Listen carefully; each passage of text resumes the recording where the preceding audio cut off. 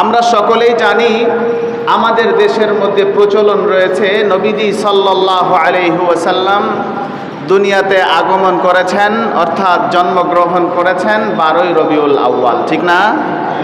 এই তারিখটা আমাদের মাঝে খুবই প্রসিদ্ধ, কিন্তু বিশুদ্ধ নয়। প্রসিদ্ধ এক জিনিস, বিশুদ্ধ ভিন্ন জিনিস।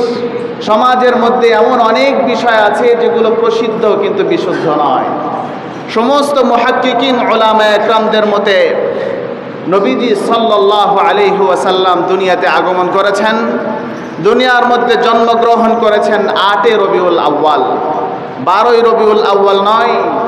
কিন্তু আমাদের মাঝে প্রচলন রয়ে গিয়েছে নবীজি সাল্লাল্লাহু আলাইহি ওয়াসাল্লাম জন্মগ্রহণ করেছেন 12ই রবিউল আউয়াল। এই তারিখটা সম্পূর্ণরূপে ভুল। মুহতারাম হাজিরিন, অথচ এই দিনকে কেন্দ্র করে আমাদের দেশের মধ্যে কিছু উৎসব উদযাপিত হয়। যেরকমভাবে বলা হয় সকল ঈদের সেরা ঈদ ঈদ মিলাদুন নবী, ঠিক কিনা?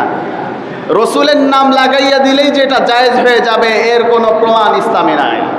কথা বলেন, রসুলের নাম লাগাইয়া দিলেই এটা জায়েজ হয়ে যাবে, বিষয়টা এমন নয়।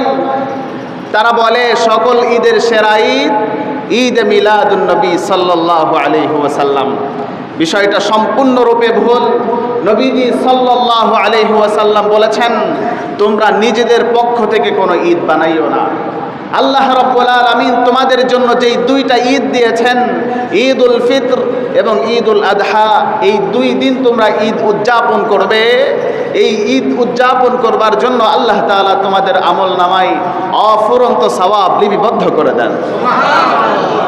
মুসলমান হাসি খুশি আনন্দ ফুর্তি করবে, আল্লাহ তাআলা মুসলমানদের আমল নামায় সওয়াব লিপিবদ্ধ করে দেবেন।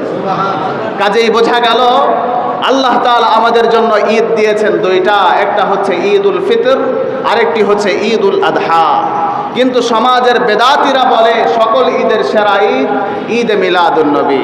আমরা প্রশ্ন করতে চাই, তারা আশিক রসুলের দাবিদার, তারা বলে আমরা নবীর আগমনে এত বেশি খুশি যে ওই দুই ঈদকেও আমরা ছাড়িয়ে দিয়েছি।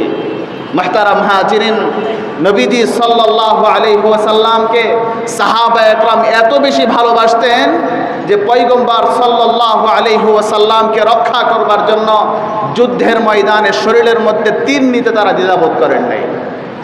এক একজন সাহাবীর শরীরের মধ্যে, পিঠের মধ্যে অসংখ্য তীর বেঁধে গিয়েছিল, এরপরেও নবীজি সাল্লাল্লাহু আলাইহি ওয়াসাল্লামকে একা রেখে তিনারা দূরে সরে যান নাই, এতটা ভালোবেসেছেন।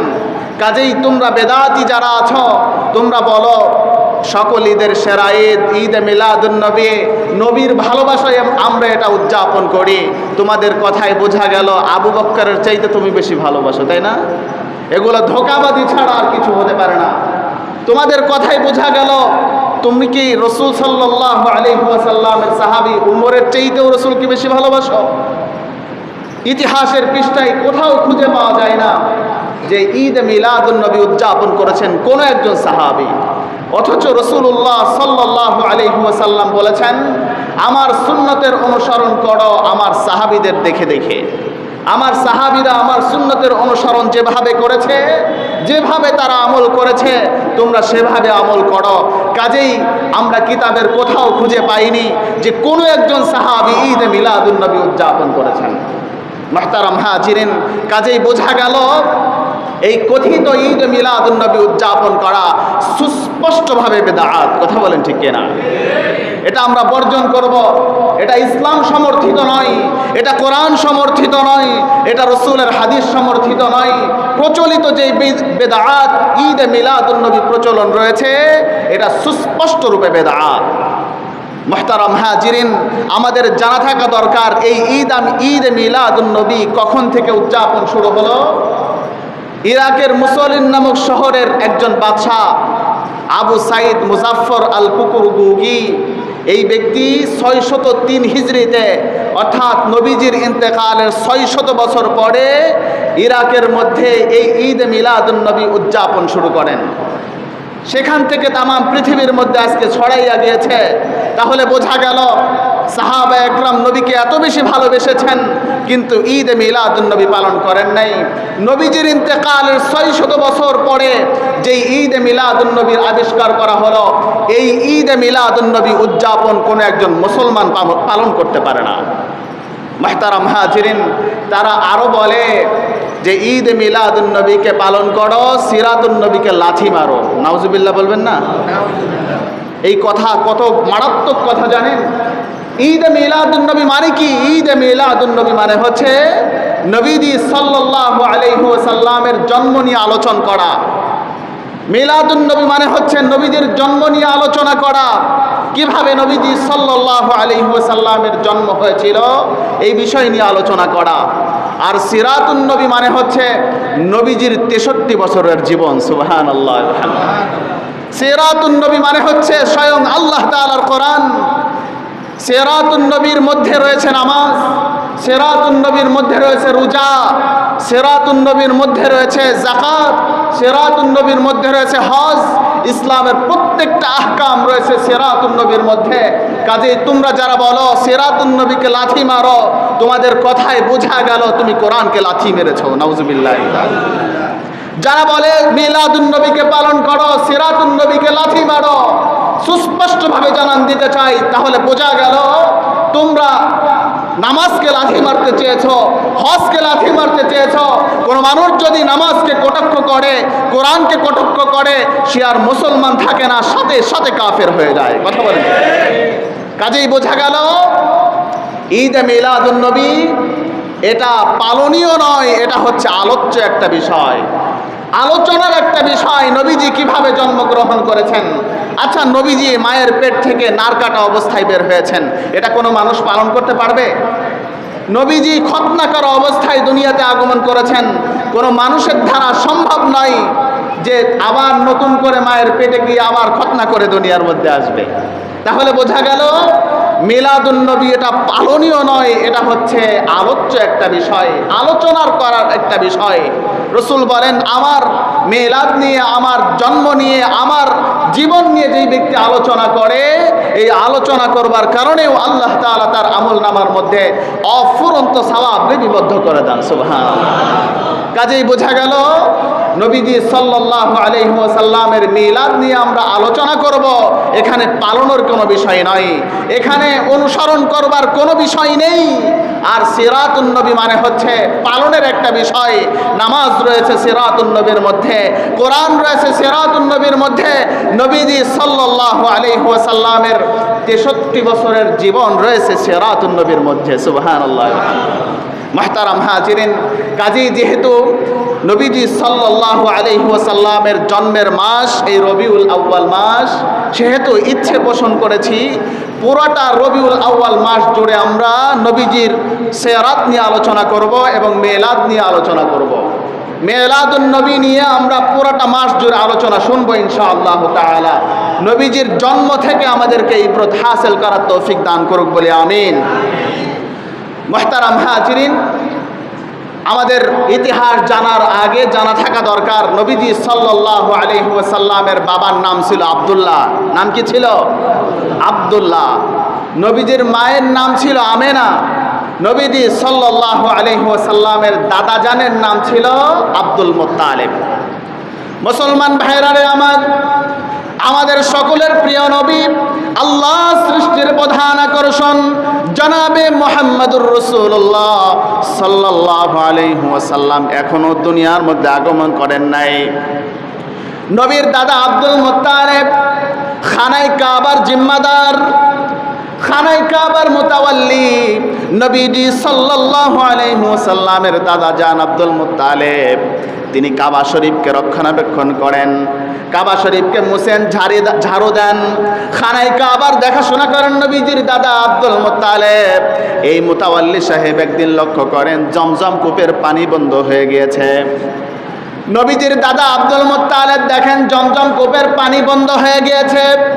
মানুষেরা এসে অভিযোগ করে, ও আব্দুল মুত্তালিব, আমরা তো পানি পান করতে পারছি না, একটা ব্যবস্থা করেন।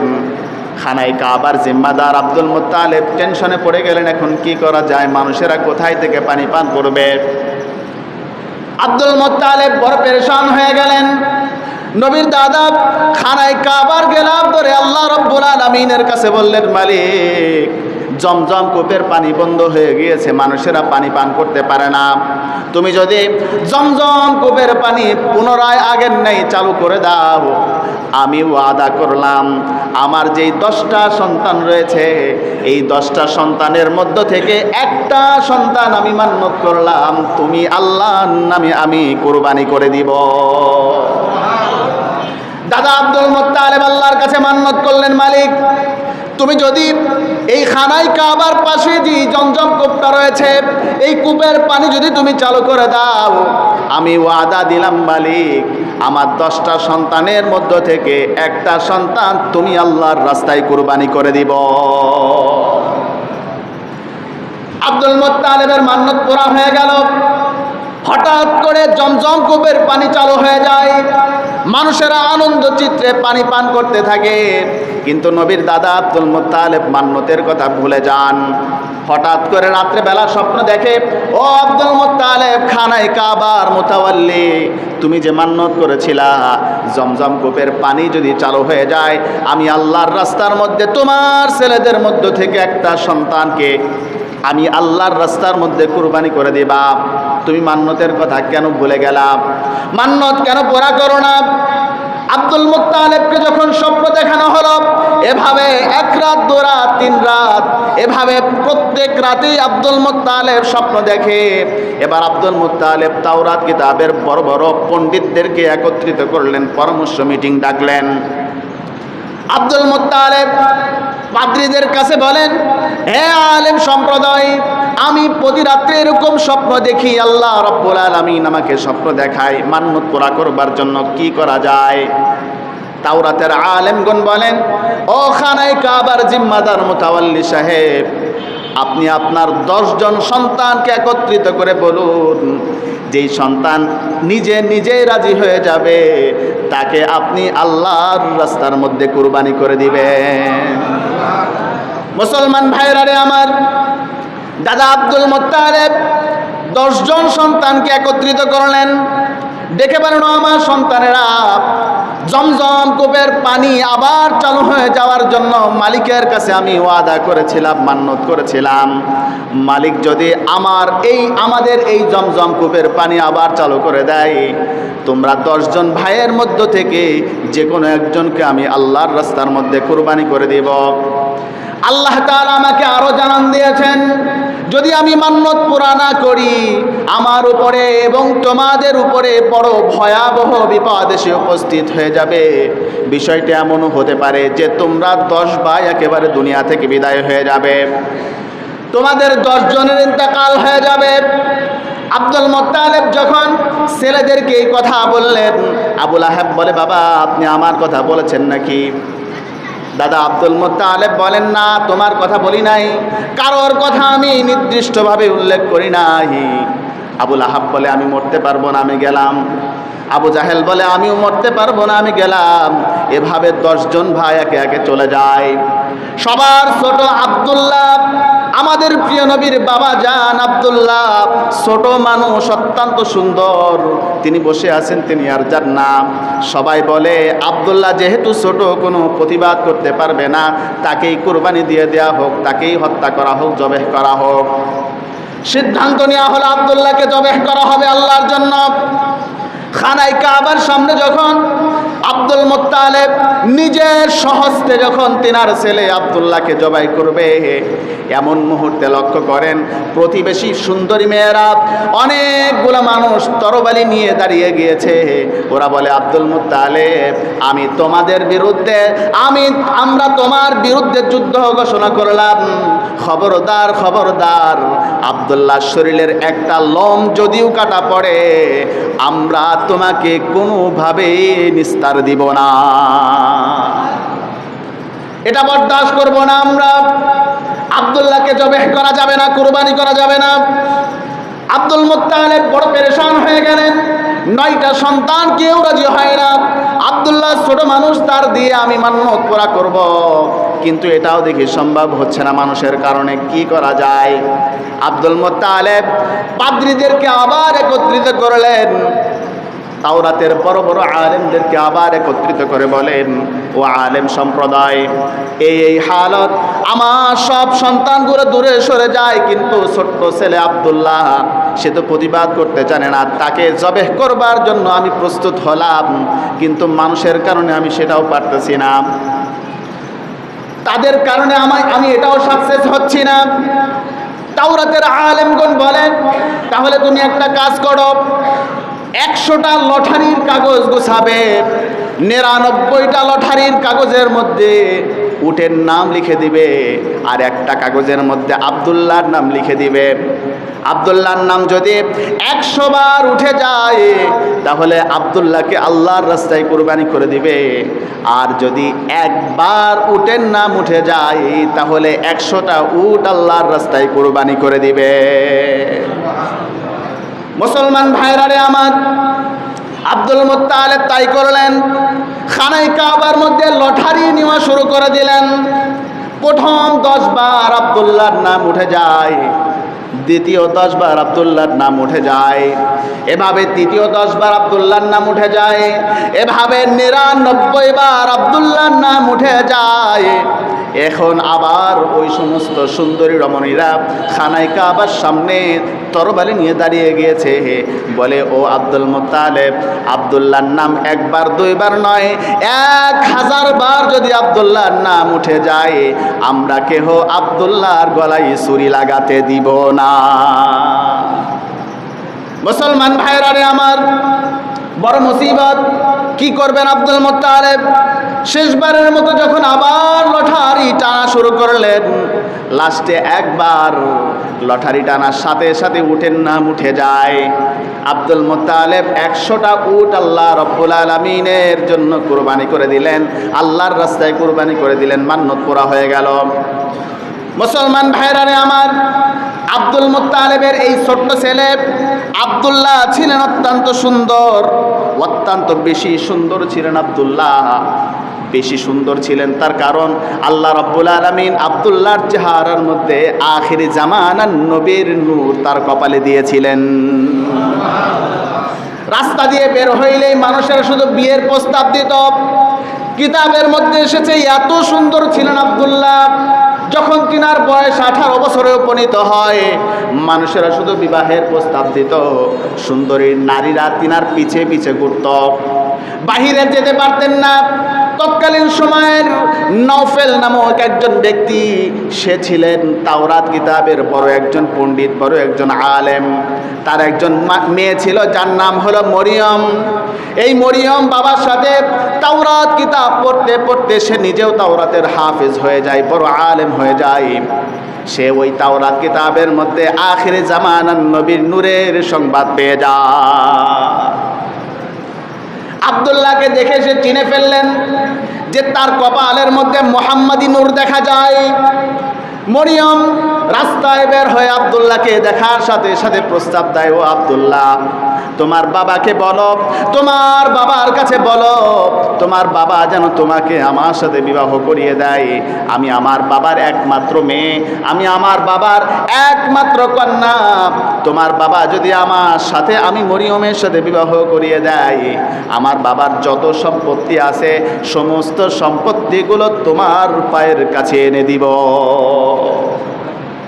মুসলমান ভাইরারে আমার, এত বিপদ। আব্দুল মুত্তালিব বলে, ছেলে আমার একটা, বিবাহের প্রস্তাব আসে অগণিত, শুধু বিয়ের প্রস্তাব আসতেই থাকে। আব্দুল মুত্তালিব বড় পেরেশান হয়ে গেলেন, এই ছেলেকে নিয়ে কি করা যায়। আব্দুল মুত্তালিব টেনশনে পড়ে গেলেন। এক পর্যায়ে তিনার ছেলে আব্দুল্লাহকে নিয়ে মদিনার পথে রওনা হয়ে যান। মদিনার নাম আগে মদিনা ছিল না, মদিনার নাম ছিল ইয়াসরিব। মদিনার পথে যখন আব্দুল মুত্তালিব তিনার ছেলে আব্দুল্লাহকে নিয়ে রওনা হয়ে যান, গিয়ে দেখেন তিনার একজন বন্ধু ছিল, ওই বন্ধুর একটা মেয়ে ছিল, তার নাম হলো আমেনা। আব্দুল মুত্তালিব বলে, বন্ধু তোমার মেয়ে আমিনা অনেক সুন্দর, আমার ছেলে আব্দুল্লাহ অনেক সুন্দর, দুজনের অনেক সুন্দর মানাবে, আমরা তাদের দুজনের মধ্যে বিবাহ বন্ধন ঘটিয়ে দেই। নবীর দাদা আব্দুল মুত্তালিবের বন্ধু রাজি হয়ে যান, আব্দুল মুত্তালিবও রাজি হয়ে যান। আব্দুল্লাহর সাথে আমিনার বিয়ে হয়ে যায়। নবীজি সাল্লাল্লাহু আলাইহি ওয়াসাল্লাম যখন মায়ের পেটে আসেন, এবার আল্লাহর পয়গম্বরের বাবা আব্দুল্লাহ আমিনাকে সাথে করে মদিনার পথে রওনা হয়ে যান। মদিনা থেকে মক্কার পথে রওনা হয়ে যান। যখন আব্দুল্লাহ তিনার স্ত্রী আমিনাকে সাথে করে মক্কার মধ্যে উপস্থিত হয়ে গেলেন, ওই যে মরিয়ম, নওফেলের মেয়ে মরিয়ম, সে নবীজি সাল্লাল্লাহু আলাইহি ওয়াসাল্লামের বাবা আব্দুল্লাহকে দেখা মাত্র দৌড়ে দৌড়ে এসে উপস্থিত হয়ে যায়। ডেকে বলেন, আব্দুল্লাহ এতদিন তুমি কোথায় ছিলা? আমি তোমার খোঁজে পাগল পাড়া হয়ে গিয়েছিলাম, কোথায় ছিলা তুমি আমাকে ঘটনা খুলে বলো। আব্দুল্লাহ বলে, আমার বাবার সাথে মদিনায় গিয়েছিলাম। মদিনায় যাওয়ার পর সেখানে আমার বাবার বন্ধুর মেয়ের সাথে আমার বিয়ে হয়েছে। এই খবর শোনা মাত্র মরিয়ম পর্দার মধ্যে চলে যান, চেহারাটা বড় মলিন করে ফেলেন। আব্দুল্লাহ ডেকে বলেন, মরিয়ম অন্যদিন যখন তোমার সাথে আমার দেখা হতো, আমার সাথে সুন্দর আচরণ করতে, ভালোভাবে কথা বলতে, আমার সাথে খারাপ কোনো আচরণ করতে না। আজকে আমি লক্ষ্য করলাম আমার সাথে দেখা হওয়ার সাথে সাথে তুমি পর্দার মধ্যে চলে গেলা, আমার সাথে আর বেশি কথা বললা না। মরিয়ম বলে, আব্দুল্লাহ শুনে নাও, আমি খানায় কাবার কসম করে বলি, আমি আমার মালিকের কসম করে বলি, আমি আমার জাতের কসম করে বলি, আল্লাহ তাআলার জাতের কসম করে বলি, আমি তাওরাত কিতাবের মধ্যে আখিরে জামানার নবীর উম্মত, আখিরে জামানার নবী মুহাম্মদ আরবি মুহাম্মদ সাল্লাল্লাহু আলাইহি ওয়াসাল্লামের নূর তোমার কপালের মধ্যে দেখেছিলাম, কিন্তু আজকে তোমার কপালে সেই নূর দেখা যায় না। আজকে আমি শুনলাম তোমার বিয়ে হয়ে গিয়েছে। আমি কসম করে বলি আব্দুল্লাহ শুনে রাখো, আমি যদি জানতাম তোমার মদিনায় বিয়ে হবে, আমার শরীরের এক ফোঁটা রক্ত থাকতেও আমি তোমাকে বিবাহ করতে দিতাম না।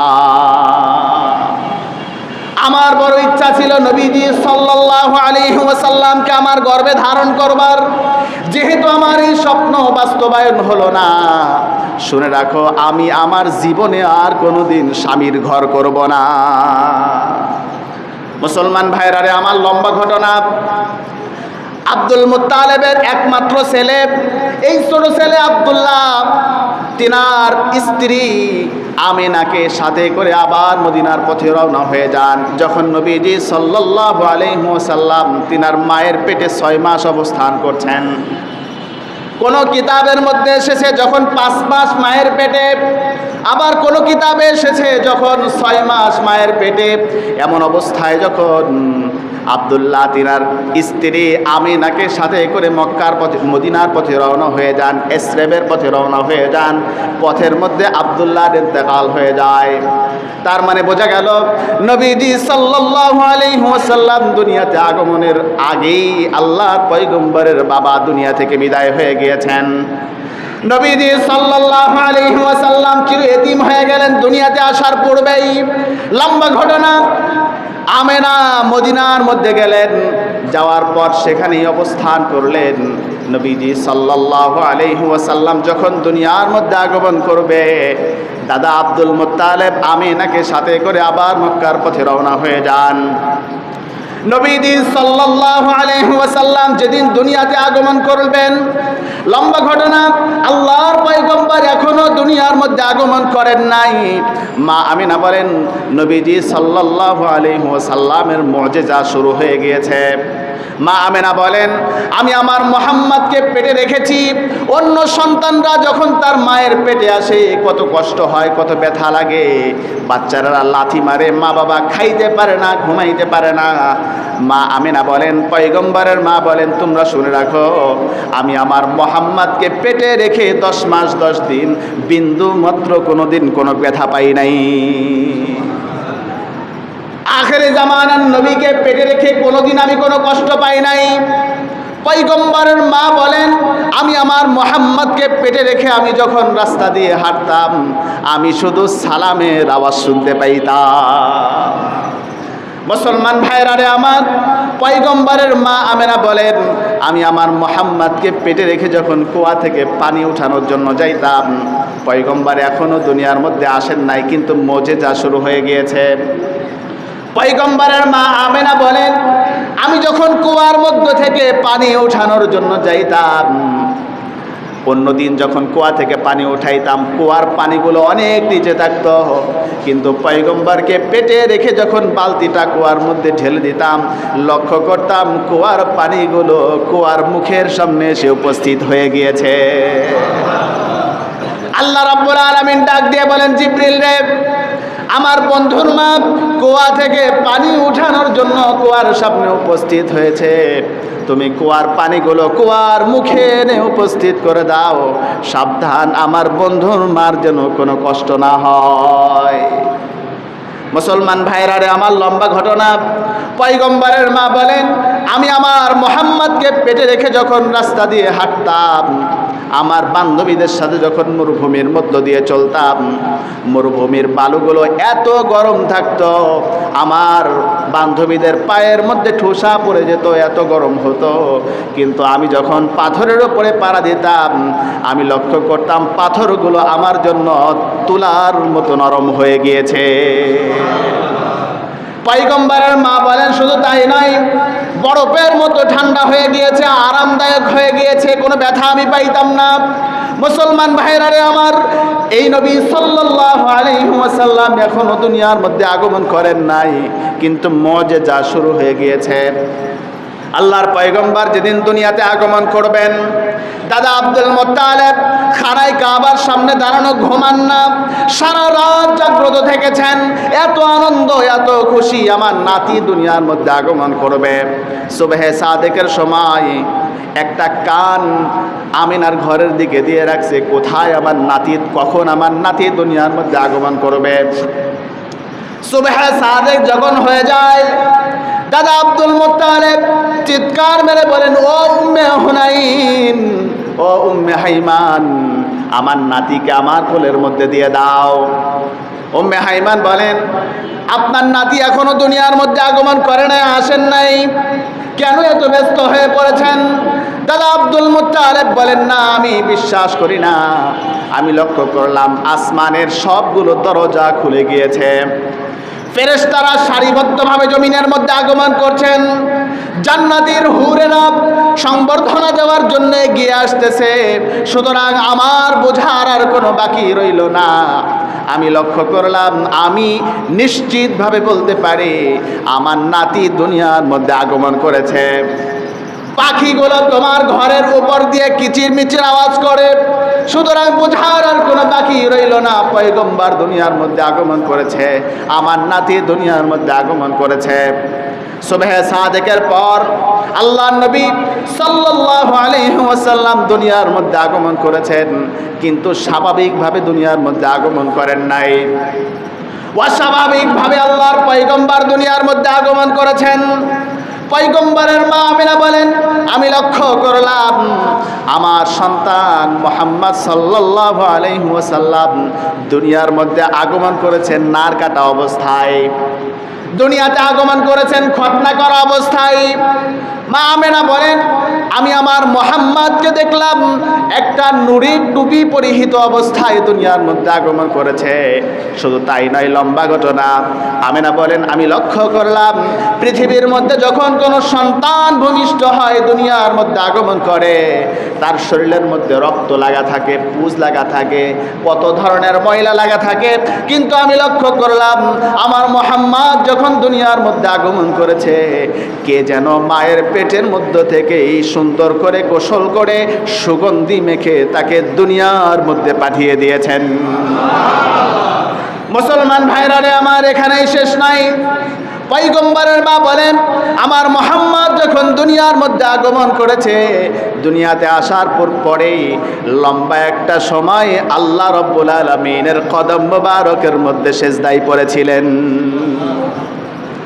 নবীর মা আমেনা বলেন, আমি চিন্তা করছিলাম আমার সন্তান কেন কান্না করে, কান্নার মধ্যে কি বলে আমি শুনবার জন্য আমার কানটা যখন আমার মুহাম্মাদের জবানের সাথে লাগিয়ে দিলাম, আমি সুস্পষ্টভাবে শুনতে পেলাম আমার মুহাম্মদ কান্দে, ইয়া উম্মতি ইয়া উম্মতি। সুবহানাল্লাহ বলবেন। নবীজি সাল্লাল্লাহু আলাইহি ওয়াসাল্লাম দুনিয়াতে সেই উম্মতের জন্য কান্না করেছেন। কিয়ামতের ময়দানে যখন আপনাকে আমাকে কেউ চিনবে না, সবাই দূরে সরে যাবে, ওই কিয়ামতের ময়দানে নবীজি সাল্লাল্লাহু আলাইহি ওয়াসাল্লাম আপনার আমার জন্য কান্না করবেন। আজকে আমাদের নবীর উপরে, আমার নবীর ইজ্জতের উপর আঘাত করা হয়, আমরা এর প্রতিবাদ জানানোর জন্য ময়দানে নামতে পারি না। মুহতারাম হাজিরিন, মা আমেনা বলেন, এখানেই শেষ নয়, পৃথিবীর মানুষ শুনে রাখো, আমি একটা গায়েবী আওয়াজ শুনতে পেলাম। আমার কানের মধ্যে একটা গায়েবী আওয়াজ আসলো, কে যেন বলছে মুহাম্মদকে গায়েব করে দাও। আমি কান্না করা শুরু করলাম, আমার মুহাম্মদকে কে গায়েব করবে, আমার সন্তানকে কে নিয়ে যাবে। আমি পেরেশানিতে পড়ে গেলাম, আমি চিন্তিত হয়ে গেলাম, আমার সন্তানকে কে নিয়ে যাবে। নবীর মা আমিনা বলেন, আমি আর একটা গায়েবী আওয়াজ শুনতে পেলাম, কে যেন বলছে, হ্যাঁ আমিনা, আপনি টেনশন করবেন না, আপনি টেনশন করবেন না, চিন্তিত হবেন না, আপনার সন্তানকে পৃথিবীর কোনো চোর চুরি করবে না, কোনো ডাকাত ডাকাতি করবে না, আপনার সন্তানকে পৃথিবীর কোনো সাধারণ মানুষ নেবে না, আপনার সন্তানকে আল্লাহ তাআলার হুকুমে তামাম পৃথিবী ভ্রমণ করানো হবে। সুবহানাল্লাহ। আল্লাহ তাআলা জিবরিল আমিনকে বলছেন, আতুহু, তাকে দেওয়া হোক। 20 জন নবীর কথা কিতাবের মধ্যে এসেছে। আল্লাহ তাআলা বলছেন, আতুহু, তাকে দেওয়া হোক। আতুহু খুলুক আদম, মারিফাত শীশ, শুজাআত নূহ, খুল্লাত ইব্রাহিম, লিসান ইসমাঈল, রিদা ইসহাক, ফাসাহাত সালেহ, হিকমাত লূত, বুশরা ইয়াকুব, জামাল ইউসুফ, সবর আইয়ুব, তাআত ইউনুস, জিহাদ ইউশা, সৌত দাউদ, হুব্ব দানিয়াল, ওয়াকার ইলিয়াস, জুহদ ঈসা, কুওয়াত মূসা, হাইবাত সুলাইমান, ওয়া ইলমাল খিজর। আল্লাহ তাআলা বলছেন, আমার এই 20 জন নবীর গুণ আমার মুহাম্মদের মধ্যে ঢুকাইয়া দাও। ফেরেশতারা বলছেন, আল্লাহ, মাত্র 20 জন নবীর গুণ দিব, বাকি 1.25 লক্ষ নবী কি করব? আল্লাহ তাআলা বলছেন, অগ্নিসুহ। আল্লাহ তাআলা বলছেন, আমার 1.25 লক্ষ নবী যারা আছে, সমস্ত নবীদের ভালো গুণের মধ্যে আমার মুহাম্মদকে ঢুকাইয়া দাও। এই ছিল আমার আপনার কলিজার টুকরা নবী মুহাম্মদ সাল্লাল্লাহু আলাইহি ওয়াসাল্লাম। এই ছিল আমার আপনার নবী মুহাম্মদ সাল্লাল্লাহু আলাইহি ওয়াসাল্লাম। অথচ আমার নবীর ইজ্জতের উপর আঘাত করে বেঈমান কাফের মুনাফিকের দল। নবীর ইজ্জত নিয়ে সিনেমেরে খেলে কিছু নাস্তিক মুরতাদেরা। নবীর ইজ্জত রক্ষা করবার জন্য আমরা অনেক আশিকে রাসূল তাদেরকেও খুঁজে পাই না, ঠিক কিনা? অনেক আশিক রাসূলের দাবিদার এই যে ঈদে মিলাদুন নবী উদযাপন করবে 1 প্যাকেট বিরিয়ানির লোভে, ঠিক কিনা? অনেক আশিক রাসূল আছে জিলাপির লোভে ঈদে মিলাদুন নবীর মিছিলে শরীক হবে। 1000 টাকা 500 টাকার জন্য রাস্তার মধ্যে মিছিলে বের হবে, কিন্তু নবীর ইজ্জত রক্ষা করবার জন্য শাপলা চত্বরে তাদেরকে খুঁজে পাওয়া যাবে না। মুহতারাম হাজিরিন, কাজেই বোঝা গেল নবীর ইজ্জত রক্ষা করবার জন্য সাহাবায়ে একরাম জীবন দিয়েছেন। লম্বা ঘটনা, আল্লাহর পয়গম্বরের একজন সাহাবীকে আল্লাহ তাআলা কাফের মুশরিকদের কাছে পাঠাইলেন দ্বীনের দাওয়াত দেওয়ার জন্য। লম্বা ঘটনা, তিনি দৌড়ে গিয়ে মুসাইলামাতুল কাজ্জাবের কাছে গিয়ে বলেন, এই মুসাইলামা, পয়গম্বর আমাকে পাঠিয়েছেন দ্বীনের দাওয়াত দেওয়ার জন্য, ইসলামের দাওয়াত দেওয়ার জন্য। তুমি মিথ্যা নবী দাবি করতে পারবে না, তুমি ইসলামকে কলঙ্কিত করতে পারবে না। যদি তুমি ইসলামকে কলঙ্কিত করো, তুমি যদি মিথ্যা নবী দাবি করো, আল্লাহর রাসূলের ঘোষণা শুনে নাও, তোমাকে হত্যা করা হবে, তোমাকে ছুরিতে চড়ানো হবে, তুমি মিথ্যা নবী দাবি করতে পারবে না। মুসাইলামাতুল কাজ্জাব পয়গম্বরের সাহাবী হযরত হাবিব রাদিয়াল্লাহু তাআলা আনহুকে পাকড়াও করেছে। বলছে, তুই কি বললি? আমাকে নবী বলে স্বীকার করবি না? হাবিব রাদিয়াল্লাহু তাআলা আনহু বলছেন, প্রশ্নই ওঠে না, আমার পয়গম্বর থাকতে তোর মতো বেয়াদব, তোর মতো মিথ্যককে আমি কেন নবী বলে স্বীকার করব? কোনোভাবে প্রশ্নই আসতে পারে না। হাবিব রাদিয়াল্লাহু তাআলা আনহুকে ধরে তিনার ডান হাতের কবজি সহ কেটে দিয়েছে, গোড়া থেকে কেটে দিয়েছে, হাত কাটা, যন্ত্রণা সৃষ্টি হয়েছে। আবার বলছে, হাবিব তুই কি আমাকে নবী বলে স্বীকার করবে না? হাবিব রাদিয়াল্লাহু তাআলা আনহু বলছেন, প্রশ্নই আসে না, তোমার মতো মিথ্যুককে আমি নবী বলে স্বীকার করতে পারবো না। মুসাইলামাতুল কাজ্জাব বাম পায়ের গোড়া থেকে কেটে দিয়েছে, শরীরটা নিথর দেহ জমিনের মধ্যে ছটফট করছে, আবার বলছে তুই কি আমাকে নবী বলে স্বীকার করবি না? হাবিব রাদিয়াল্লাহু তাআলা আনহু বলছেন, প্রশ্নই ওঠে না, তোমার মতো বেয়াদবকে কেন নবী বলে স্বীকার করব? আমার মুহাম্মদ তো আছে, আমার মুহাম্মদ থাকতে তোমাকে নবী বলে স্বীকার করার কোনো প্রশ্নই আসতে পারে না। এবার মুসাইলামাতুল কাজ্জাব হাবিব রাদিয়াল্লাহু তাআলা আনহুর বাম হাতের গোড়া থেকে কেটেছে, ডান পায়ের গোড়া থেকে কেটেছে, শুধু নিথর দেহটা জমিনের মধ্যে পড়ে আছে, রক্তক্ষরণ হচ্ছে, ছটফট করছে, আবার প্রশ্ন করছে তুই কি আমাকে নবী বলে স্বীকার করবি না? হাবিব রাদিয়াল্লাহু তাআলা আনহু বলছেন, প্রশ্নই ওঠে না, বেয়াদবি করিস না, ধ্বংস হয়ে যাবি। আমি আমার মুহাম্মদকে ঢাকতে এক সেকেন্ডের জন্য মুসাইলামা তোকে আমি নবী বলে স্বীকার করতে পারি না। সাথে সাথে মুসাইলামাতুল কাজ্জাব তেনার জিহ্বাটা কেটে দিয়েছেন এবং শরীরটা টুকরো টুকরো করে গোশতের টুকরাগুলো বস্তায় ভরে মুসাইলামাতুল কাজ্জাব তার লোকজন দিয়ে হাবিব রাদিয়াল্লাহু তাআলা আনহুর মায়ের সামনে নিয়ে ফেলেছে। বলছে, তোমার মুহাম্মদ, তোমার হাবিব পয়গম্বর সাল্লাল্লাহু আলাইহি ওয়াসাল্লামের পয়গাম নিয়ে মুসাইলামাতুল কাজ্জাবের কাছে গিয়েছিল, আর সে তাকে হত্যা করেছে এবং লাশটাকে টুকরা টুকরা করেছে। এই নাও তোমার সন্তানের লাশের টুকরা। কি ছিল মায়ের জবান? মা বলছে, আরে তুমি কি সত্য কথা বলছো? আমি তো আমার সন্তানকে এই জন্য দুধ পান করাইছি যে কোথাও না কোথাও আমার সন্তান হাবিব ইসলামের জন্য, দ্বীনের জন্য, কোরআনের জন্য নিজের জীবনটা দিয়ে দিতে পারে, আর কিয়ামতের ময়দানে আমি শহীদের মা হিসাবে আল্লাহর দরবারে দাঁড়াইতে পারি। এই ছিল সাহাবায়ে কেরামদের অবস্থান। নিজের সন্তানের পরোয়া করেন নাই, জীবনের পরোয়া করেন নাই। হাবিব রাদিয়াল্লাহু তাআলা আনহু যদি চাইতেন সীমিত সময়ের জন্য হইলেও মুসাইলামাতুল কাজ্জাবের প্রস্তাবে রাজি হয়ে যেতে পারত এবং তার জীবনটা রক্ষা পেত, কিন্তু তিনি এক সেকেন্ডের জন্য সেটা রাজি হন নাই। অথচ আজকে আমাদের কথিত আহলে হাদিস এবং কথিত বেদাতি সুন্নি মৌলবীরা তারা বলে আমরা আশেকে রসুল, নবীকে ভালোবাসি, প্রকৃত পক্ষে তারা রসুলকে ভালোবাসে না। এগুলো তাদের ধান্দা ছাড়া আর কিছু নয়। তারা বিরিয়ানির লোভে আর কিছু টাকা পয়সার লোভে তারা এরকম মিছিল করে, বিভিন্ন রকমের আয়োজন করে। এগুলো প্রকৃত পক্ষে মূর্খতা ছাড়া আর কিছু হতে পারে না। মুহতারাম হাজিরিন, আমরা লক্ষ্য করছি বাংলাদেশের মধ্যে অনেকগুলো মাজার তৈরি হয়ে গিয়েছে, যেই মাজারের সাথে ইসলামের ন্যূনতম কোনো সম্পর্ক নাই। কথা বলেন? আমি আমার জীবনে অনেক মাজার দেখেছি, সবগুলো মাজার রাস্তার পাশে, বিলের মধ্যে, চকের মধ্যে কোনো মাজার খুঁজে পাবেন না, ঠিক না? চট্টগ্রামের মধ্যে অনেক মাজার আছে, ল্যাংটা বাবার মাজার। ইতিহাস কি? জিন্দিগিতে কোনোদিন কোনো কাপড় পরে নাই। আপনাকে আরো আগে বলেছে, আপনাদের সামনে বলেছিলাম বদনাশার মাজার, এরকম অনেক মাজারের কথা বলেছিলাম যার সূত্রে খুঁজলে পাওয়া যাবে তার ওই কবরের মধ্যে কোনো লাশ পর্যন্ত নাই। ঘোড়াশা রহমতুল্লাহি আলাইহির মাজার, এরকম অনেক মাজার আছে যার কোনো অস্তিত্ব নাই, ওই মাজারের মধ্যে কোনো লাশের অস্তিত্ব নাই, কিন্তু মাজারগুলো আজকে তৈরি হয়ে গিয়েছে ব্যবসা কেন্দ্র হিসাবে। মুহতারাম হাজিরিন, কাজেই ইসলাম কোনো মাজার সমর্থন করে না। ইসলাম মাজারের মধ্যে গিয়ে আগরবাতি জ্বালানো, লাল শাল কাপড় টানানো, মশারি টানানো, লাইটিং করা, এগুলোর সাথে ইসলামের বিন্দু পরিমাণ কোনো সম্পর্ক নাই। মুহতারাম হাজিরিন, আমরা লক্ষ্য করেছি এই মাজারকে কেন্দ্র করে বাংলাদেশের মধ্যে বড় ধরনের একটা ব্যবসা চালু হয়ে গিয়েছে।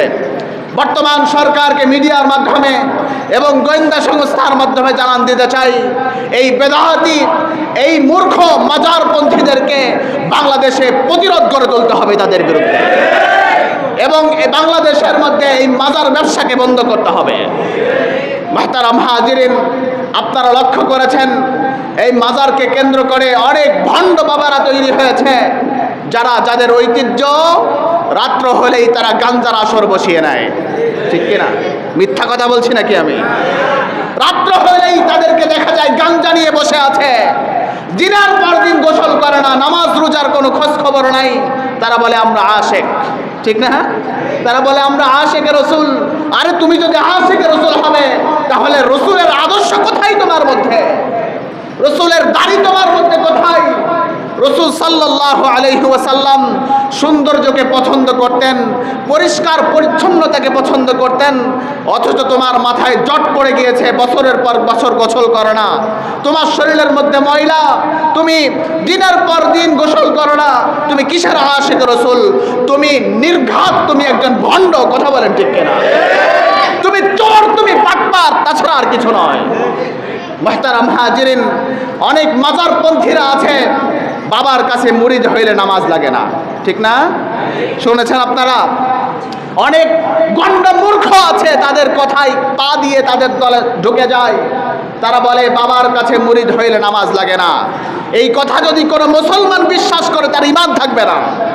আল্লাহর কসম, মুসলমান কোন মানুষ যদি এটা বিশ্বাস করে বাবার কাছে মুরিদ হইলে নামাজ লাগবে না, তার ঈমান পর্যন্ত চলে যাবে। কারণ কোরআনের অসংখ্য জায়গায় আল্লাহ নামাজের কথা বলেছেন। কোন মানুষ যদি বলে বাবার কাছে মুরিদ হইলে রোজা লাগবে না, বাবা কিয়ামতের ময়দানে পার করে দিবে। আরে কিয়ামতের ময়দানে আপনারাই দেখবেন এই বাবাগুলোর কি অবস্থা হয়। কথা বলেন, আমি কি মিথ্যা কথা বলছি? আপনারাই দেখবেন এই বাবাদের কি হালত। অনেক বাবা আছে যারা নারী ব্যবসা করে মাজারকে কেন্দ্র করে, মাজারের মধ্যে চাউল ডাউল টাকা পয়সার ব্যবসা শুরু করেছে। সুস্পষ্টভাবে বলি, কোনো মাজারে কোনো কিছু দান করা হারাম। মাজারকে দান করছেন একজন মৃত ব্যক্তি, সে কি খাইতে পারে নাকি? শাহজালাল রহমতুল্লাহ আলাইহি নিঃসন্দেহে একজন আল্লাহর ওলি ছিলেন, এর মধ্যে কোনো সন্দেহ নাই। শাহপরান রহমতুল্লাহ আলাইহি নিঃসন্দেহে একজন আল্লাহর ওলি ছিলেন, কোনো সন্দেহ নাই। শাহ মাকদুম রহমতুল্লাহ আলাইহি নিঃসন্দেহে আল্লাহর ওলি ছিলেন, কোনো সন্দেহ নাই। কিন্তু তিনারা কি তোমাকে মাজার করতে বলে গিয়েছেন নাকি? তিনাদের মাজারকে কেন্দ্র করে কে বলেছে তোমাদেরকে ধোঁকাবাজি করতে? এই মাজার ব্যবসা বাংলাদেশে বন্ধ করতে হবে। কোরআন সুন্নাহ যতগুলো মাজার আছে সমস্ত মাজারগুলো ভেঙে গুড়িয়ে দাও। কোরআন সুন্নাহ বিরোধী যতগুলো পীরের খানকা আছে সবগুলো ভেঙে গুড়িয়ে দাও। কোরআন সুন্নাহ বিরোধী যত শায়েখ নামের আলেমগণ আছেন, তারা শায়েখ নামের কলঙ্ক। আওয়ামী লীগের সরকারের সময় আমরা দেখেছি যারা সরকারের সাথে তেলবাজি করেছে, সরকারের কাছে গিয়ে নতজানু হয়ে বসেছিল। অনেক আলেমদেরকে দেখেছি, তারা হলো সুবিধাবাদ আলেম সম্প্রদায়। কথা বলেন ঠিক? এদেরকে চিহ্নিত করতে হবে, এদেরকে চিহ্নিত করতে হবে। যারা তেলবাজ আলেম ছিল, শায়েখ নামের ধোঁকাবাজ যারা ছিল, এদেরকে বাংলার জমিনে প্রতিরোধ করতে হবে। মুহতারাম হাজিরিন, কাজেই বাংলাদেশের বর্তমান সরকারকে জানান দিতে চাই, বাংলাদেশে মাজার নামের এই ব্যবসা বন্ধ করতে হবে এবং পীর নামের যতগুলো খানকা আছে ইসলাম শরীয়ত পরিপন্থী সবগুলো বাংলাদেশে বিলুপ্ত করতে হবে। মুহতারাম হাজিরিন, আজকে তাদের দৌরত্ব অনেক বেড়ে গিয়েছে। রাসূল সাল্লাল্লাহু আলাইহি ওয়াসাল্লামের একটি হাদিস শোনেন মুসলমান, আল্লাহর পয়গম্বরের সুস্পষ্ট ঘোষণা, কোন মানুষ যদি বেদাতীদেরকে সম্মান করে, ইজ্জত করে, তাদেরকে শেল্টার দেয়, সে যেন ইসলামের ক্ষতি সাধনে তাদেরকে সহযোগিতা করলো। যেই ব্যক্তি বেদাতীদেরকে সম্মান করলো, সে যেন ইসলামের ক্ষতি সাধনে সহযোগিতা করলো। কাজেই বেদাতি ব্যক্তিরা কিয়ামতের ময়দানে রাসূলের শাফাআত পাবে না। আর বেদাতীদের সাথে যারা থাকবে, তাদের পক্ষ নিয়ে যারা সাফাই করবে, বোঝা যাবে তারাও বেদাতি। কাজেই যারা বলবে বাবার কাছে মুরিদ হইলে নামাজ লাগে না, বাবার কাছে মুরিদ হইলে রোজা লাগে না, আমরা বুঝে নেব এরা সুস্পষ্টভাবে টাটকা মুনাফিক। কথা বলেন ঠিক কিনা? এরা বেদাতি, এরা মুনাফিক। কিয়ামতের ময়দানে এরাই হবে জাহান্নামী। কথা বলেন ঠিক কিনা? কারণ যারা কোরআনের মধ্যে আল্লাহ নামাজের কথা বলেছেন, যারা নামাজকে অস্বীকার করে বলে নামাজ লাগবে না, মনে মনে ধ্যান করে নামাজ পড়ে নিব, বুঝে নিব আমরা এরা ধোঁকাবাজ, এরা প্রতারক, এদের পক্ষে যাওয়া যাবে না। মুহতারাম হাজিরিন, যেহেতু রবিউল আউয়াল মাস নবীজি সাল্লাল্লাহু আলাইহি ওয়াসাল্লামের জন্মের মাস, সেহেতু আমরা ইচ্ছে পোষণ করেছি এই পুরোটা মাস জুড়ে মিলাদুন নবী নিয়ে আলোচনা করা হবে। এবং তার মানে হচ্ছে নবীজির জন্ম নিয়ে আলোচনা করা হবে, সিরাত নিয়ে আলোচনা করা হবে। আল্লাহ তাআলা আমাদের সবাইকে নবীজি সাল্লাল্লাহু আলাইহি ওয়াসাল্লামের মিলাদ এবং সিরাত থেকে ইবরত হাসিল করার তৌফিক দান করুক বলে আমিন। একটি আলান শুনি। ভাদাইলের ঐতিহ্যবাহী দ্বীনি প্রতিষ্ঠান আমাদের ইসরাফিল মাদ্রাসায় 12ই রবিউল আউয়াল অর্থাৎ আগামী সোমবার হুব্বে সাহাবা হুব্বে রসুল ফাউন্ডেশন কর্তৃক একটি বিশাল সেমিনার অনুষ্ঠিত হবে। সেখানে অনেক কারাবন্দী আলেমগণ উপস্থিত হবেন। সাখাওয়াত হোসেন রাজি তিনিও উপস্থিত থাকবেন, আমাদের চেয়ারম্যান সাহেবও থাকবেন, অনেক বড় বড় আলেমগণ থাকবেন। আমরা সেখানে যাব, আলেমদের মুখ থেকে কোরআন সুন্নাহ থেকে কিছু আলোচনা শুনবো ইনশাআল্লাহ তাআলা। আল্লাহ তাআলা আমাদের সবাইকে সঠিক বিষয়গুলো বোঝা এবং আমল করার তৌফিক দান করুক বলে আমিন।